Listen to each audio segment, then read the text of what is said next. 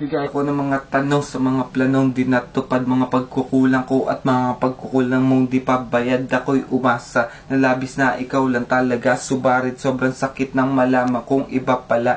Lahat ng mga panahon noon sa akin mo ginugol, parte la pala ng programa mong ikaw din ang puputol.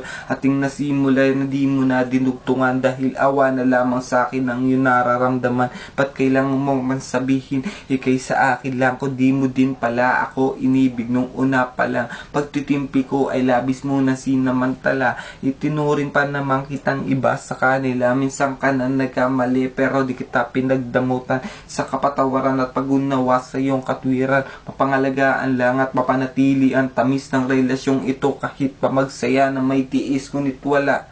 Dapat pa ba na isakripisyo pa ang aking nararamdaman para sa iyong nadarama? Ngayon isa ka na lang babalik, tanawing alaala, parte lang sa storya ko na minsan tayo nagkasama, nangarap ng sabay hawak kamay at may ngiti habang ako ay inaalipin ng iyong pagkukunwari. Kaya wag mo na akong paikutin pa na nasaktan ka din, dahil kung hindi mo to gusto, hindi mo gagawin.